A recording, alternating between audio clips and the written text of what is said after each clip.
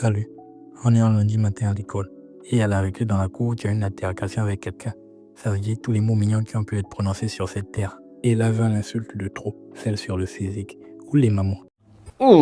C'est ta mère. Ta mère! On avait dit pas les mamans! Ah ouais, je suis con, on a la même! C'est sur ces derniers mots que se terminera votre dispute. Tu les sens sur ta faim, n'ayant plus rien à dire et rentrant chez toi pour aller te refaire le film de ta vie. À coup de si j'avais dit ça, en étant sur ton lit en caleçon. Mais on sait tous que c'est déjà trop tard. D'où l'utilité de savoir argumenter. C'est vrai qu'il est difficile de faire changer quelqu'un d'avis. De par notre ego, on se remet en question, ou au moins on fait semblant seulement une fois après avoir été détruit sur tous les plans. Dans son livre Win Every Argument, Mehdi Hasan, journaliste, auteur, animateur, et oui, il a beaucoup de cordes à son arc, mais pour nous, surtout expert en art oratoire, souligne l'importance de structurer son argument, le rendre le plus clair que possible. Énoncer ta position, fournir des preuves solides, anticiper et réfuter les contre-arguments et aussi garder ton calme. Mehdi Hasan propose lors d'un débat tendu de gérer son stress et d'éviter les réponses impulsives, parce qu'on veut éviter de se retrouver dans un état second où on hurle et on ne réfléchit plus correctement. Des gens peuvent se rassurer parce que de base, la plupart des gens ne savent pas argumenter. C'est une compétence comme une autre qui s'apprend et est essentielle non seulement dans une simple discussion, un oral ou une dispute, mais aussi lors d'un entretien ou d'un débat. Maintenant, qu'est-ce qui fait qu'un argument soit valide? Un argument est valide lorsqu'il respecte une structure qui garantit que si les prémices sont vraies, la conclusion doit l'être aussi. Par exemple, tous les mammifères ont des poumons, le dauphin est un mammifère, donc le dauphin a des poumons. Oui, ça c'était très facile. Mais on peut aussi avoir des prémices fausses qui mènent à une conclusion qui nous semble être vraie. Prenons par exemple quelqu'un, et ce quelqu'un on va l'appeler Gérard.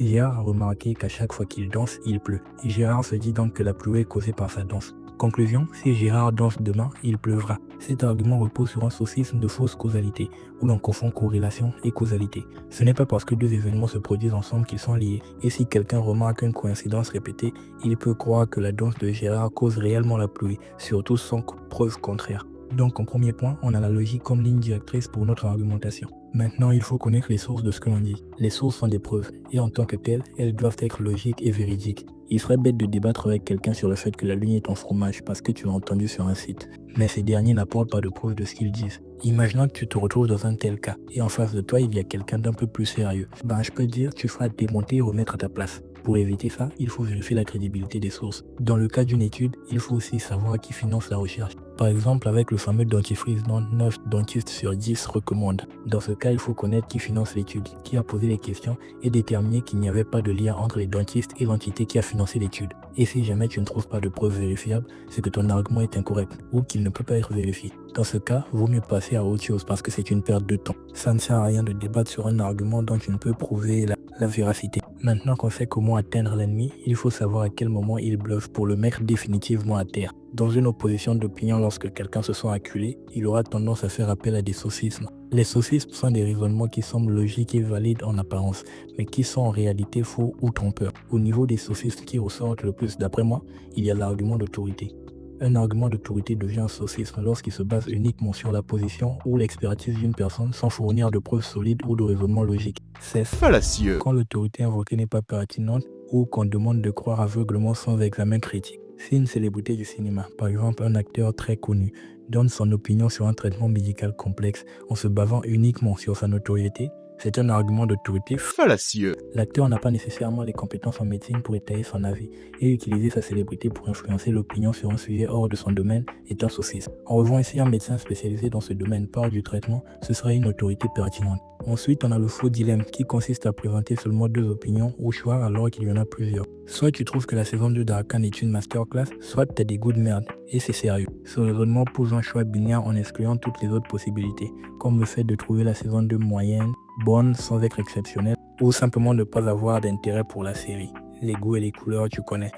Après, les gars, c'est juste les goûts, les couleurs aussi. Je veux dire, au bout d'un moment, Alors, il faudrait. Arrête, toi. Non, mais c'est pas grave, Arrête avec frérot. tes goûts et tes couleurs. C'est pas Mais grave. si, moi ça me fait chier. Ça me fait chier parce que le goût et les couleurs, non, c'est tes goûts de shot et tes couleurs de merde. Voilà. Puis l'attaque personnelle, ou ad hominem, à tes souhaits, où on critique la personne plutôt que ses arguments. Ah, donc t'es fan des animes où un personnage se fait écraser par un camion pour finir dans un monde générique avec des pouvoirs abusés et une intrigue bâclée.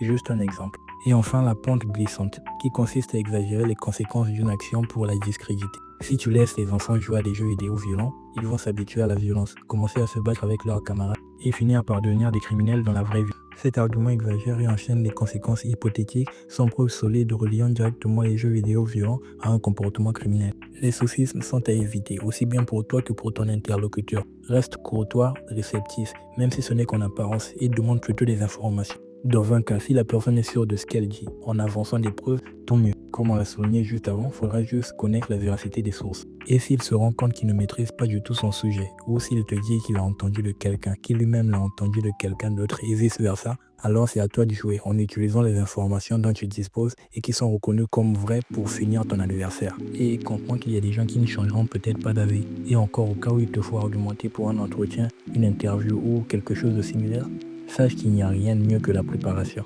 Fais des recherches, maîtrise ton sujet et ne te dis pas que tu vas y aller au talent. Avant de partir, j'aimerais vous souhaiter une bonne année. C'est vrai que ça arrive un peu tard, mais vaut mieux tard que jamais. Ciao, on se revoit sur la prochaine vidéo. Est-ce que tu peux tchatcher comme moi je tchatche? Je roucoule, je broie la langue de Molière, putain de merde.